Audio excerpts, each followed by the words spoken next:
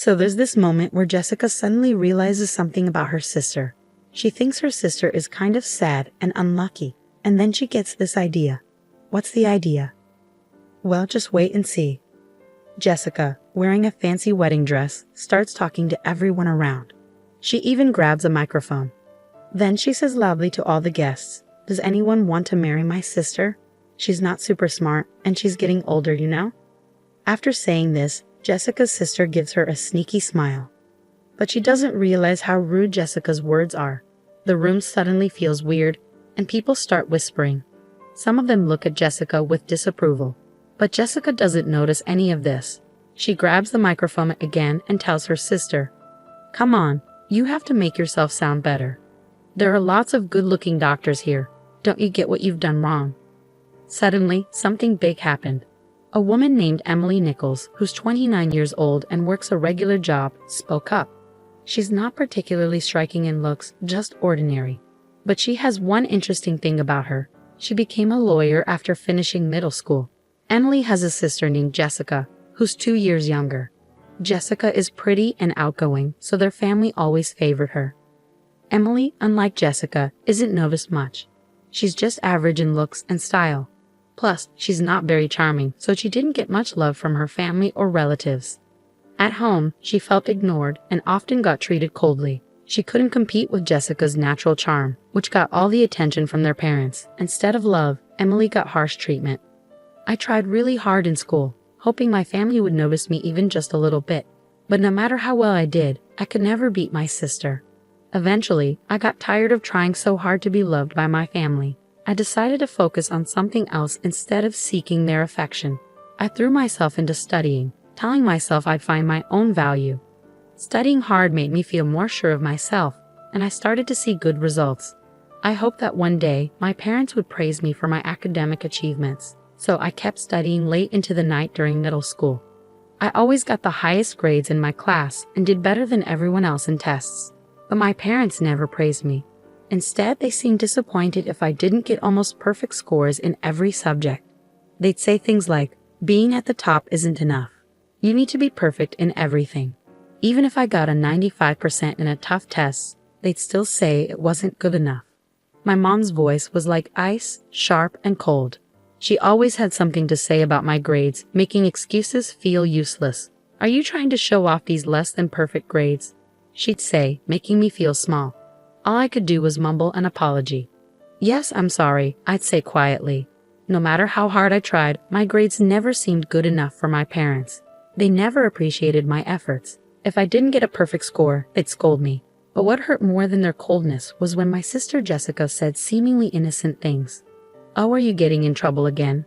she'd say, barging into my room and smirking at my report card. Getting scolded even with good grades? That's sad. I get praise even for barely passing. Then she'd pretend to be concerned, saying, "I thought you were feeling down." But I guess I was wrong. "If you were really worried, you wouldn't talk to me like that." "That was my report card," I said. "See, that's your problem. You're always so standoffish. That's why Mom and Dad don't show you love. It's because of that," Jessica replied, her eyes cold and full of contempt. Even as she walked away, I could still feel her disdain. After she left, I heard her cheerful laughter with our parents from the living room. I should have been used to this by now, but I couldn't stop the sadness that welled up inside me. Tears streamed down my face. In my hand was my report card, now crumpled from my tight grip. I made a new resolve to stand on my own and escape this suffocating family environment. I decided that excelling in my studies and improving my abilities was the key to my freedom. From that moment on, I promised myself I would make it happen. I threw myself into my studies with even more determination than before. One day, as the autumn breeze blew through the classroom windows, my father made an unexpected announcement. "Emily, you will not go to high school. You need to start looking for a job immediately," he said coldly. I was shocked and didn't know what to say. "Why would you say that?" I asked, trying to hide my confusion. My father replied, "It's not worth investing more in you. If you want to go to high school, you'll have to pay for it yourself. If you can't do that, you'll have to give up." "But I'm still in middle school. I can't get a job that pays enough. How am I supposed to?" I tried to argue, but he wouldn't listen. "Then you'll just have to accept it. Your mother and I have decided to focus our finances on Jessica. We can't afford to spend more on you, he said firmly. That's not fair. I screamed internally, but my father's decision was final. His harsh words seemed to drain all the color from my world, turning everything gray. My mother and sister watched me with unhidden smiles, clearly pleased. Now, I understand there were options to cover high school expenses, like finding schools with tuition waivers or scholarships. But back then, I didn't know about these options, and I felt devastated by the end of my educational path. From that day, my passion for learning faded quickly. The praise from my homeroom teacher, who admired my grades, felt empty. With no support for my education at home, my hopes of continuing my studies seemed impossible. After middle school, I started working at a local factory. I wasn't old enough to live on my own, so I worked hard until I turned 18. Most of my salary went to the household, and I saved the small amount I kept for myself. Those days were tough, like crawling through an endless tunnel. On my 18th birthday, I finally left that house. I left a single letter for my family and, with a firm decision in my heart, walked away from the home that was now just a memory. After I left, it was as if I never existed to my family. They didn't call or write. At first, living away from them was painful, and I felt very lonely. But over time, work kept me busy, and the loneliness faded. Living independently, the stress from home disappeared, and I felt a new sense of mental freedom. This peace of mind reignited my enthusiasm. I regained my love for learning and decided to start studying again. I began with the basics, reviewing diligently. The joy of learning filled my heart once more, and soon I was studying with ease. I moved on to high school textbooks and started reading extensively. During my reading journey, I became fascinated by books on law, which sparked a deep interest in the legal profession. Although I had only finished junior high, the idea of becoming a lawyer seemed far-fetched. But then I learned about the preliminary examination system, which opened up new possibilities for me. This system offered a chance for someone with my educational background to take the bar exam. Armed with this new information, I intensified my dedication to studying. I used every possible moment at home and during breaks at work to memorize legal terms. During lunch, I would eat while studying for the bar exam. My workplace was full of older colleagues, most around my parents' age. They noticed my efforts and came together to support me. At the age of 23, I passed the bar exam. After that, I left my long-term job at the factory and got a position at a top law firm. After about 4 years of training there, I opened my own law practice. Now, I am a legal consultant for a hospital and I feel content. Yet sometimes, I wonder how my parents would react if they knew I became a lawyer. I think about whether I would finally meet their expectations. Despite this, I have not shared anything with them. In my heart, I believe I will continue not to reach out to them. However, an unexpected reunion with my family came sooner than I anticipated. One evening after work, I came home to find a message on my phone from my younger sister Jessica saying she was getting married. Jessica is getting married, I murmured to myself. My sister, now 27, was engaged to a doctor. The notification said her wedding was next month, and they wanted me to attend. Despite the long period of estrangement from Jessica and my parents, I hesitated to meet them. But as a family member, I couldn't ignore the significant event. So I replied that I would attend. My sister quickly responded with the exact date and location of the ceremony. Her message ended with, "Don't forget the wedding gift," which made me smile wryly. It seemed Jessica was more interested in the gift than in wholeheartedly welcoming me. I decided to use the wedding as an opportunity to reunite with the family and then part ways again. On the day of Jessica's wedding, I, Donna, carefully chose a blue dress and headed to the venue. After completing the entrance formalities, I took my seat in the family area where my father and mother were already seated. "You have some nerve showing up here. You must be doing well for yourself with the meager earnings from the factory," my father said coldly. "Indeed, you're right. Introducing someone like her as family does not do us any credit as parents," my mother added disdainfully. "Jessica shouldn't have invited someone like you," my father continued. I told them exactly that, but they insisted on receiving the celebration money regardless, my mother said quietly, right in front of me. They continued their conversation without hesitation, ignoring my presence. This was my reality. I had a faint hope that sharing my side of the story might bridge the gap between my family and me, but it was quickly shattered. Both my father and mother avoided talking to me completely. In the silence, I glanced around the venue and noticed some familiar faces on the groom's side. Haven't I seen that person somewhere before? I wondered, feeling a sense of déjà vu. As I tried to remember, I looked up the groom's name, and my suspicion turned into certainty. The connection I had anticipated became clear, and I couldn't entirely hide my surprise. It felt like a twist of fate. However, I decided to keep my emotions in check and quietly participate in the ceremony. As the program proceeded, the bride and groom made a glamorous entrance, followed by his team. Guests offered warm words and entertaining performances, softening the atmosphere.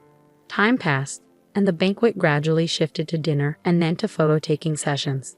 Throughout this time, my parents got up without acknowledging my presence and moved towards the front where the bride and groom awaited. Jessica, like a magnet, clung close to them, smiling happily in each photograph taken. I pretended not to feel anything and focused silently on the meal in front of me. But unexpectedly, my sister Jessica approached me. She came closer with a smile, but her eyes had a spark of something more than excitement to see her sister after so many years. It seemed like she had an ulterior motive. "Big sis, it's been such a long time, hasn't it? Are you happy to spend time together like this?" she asked lightly. I nodded quietly, expressing my genuine thoughts. "Yes, the banquet food is really wonderful," I replied with a sarcastic smile. Jessica continued, "You can't get such luxurious food at the factory you work at, can you? You should be grateful for this opportunity." Something inside me felt like it was being torn apart, but I didn't show it on my face. Jessica's words grew sharper, cutting into me with a taunting edge. "Oh dear, did I upset you? I'm sorry, but it's natural for you to be envious, isn't it? Your little sister marrying a doctor and all." The phrase "I'm sorry" slipped from her mouth flippantly, as if it were a meaningless ornament. I kept my expression unchanged and quietly waited for her next move. Then Jessica whispered in my ear, "Big sis, because I feel sorry for you, I've come up with a great idea." Despite maintaining my composure, I asked with suspicion, "A great idea? What is it?" Jessica replied with satisfaction, "You'll see, just watch closely." Adorned in her elegant wedding dress, she gathered the attention of everyone around as she received a microphone from the staff. Suddenly, she announced loudly to the guests, "Ladies and gentlemen, you may not be aware, but my sister is here. She may not have the highest education or be the youngest, but if there is anyone kind-hearted enough, could you please take her under your wing?" My face turned red in an instant. "What are you saying, Jessica?" I exclaimed, unable to hide my shock and embarrassment. Jessica continued even louder. "Although she doesn't earn much and leads a modest life, is there someone here who can brighten my sister's future?" As everyone's attention focused on me, Jessica seemed to be relishing my confusion, sporting a smug smile. Then, something unbelievable happened. Jessica's disrespectful behavior escalated, and shockingly, even our usually gentle parents joined in. "Please treat her kindly." Their careless comment was the last straw for me. Rage surged inside me. How far will they go to satisfy their desire to ridicule someone? Especially at a moment of happiness? I couldn't believe it, but it was time for them to face reality. As the atmosphere in the venue shifted and murmurs grew, Jessica, unaware she was once again the center of attention, cheerfully took the microphone, calling out, "Emily, look, there are so many doctors gathered here. It's your chance."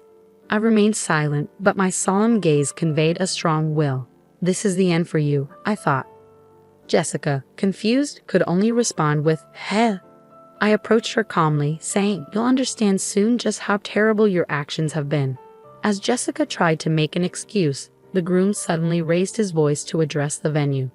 "Wait, please. Why are you leaving your seats?" His voice captivated everyone.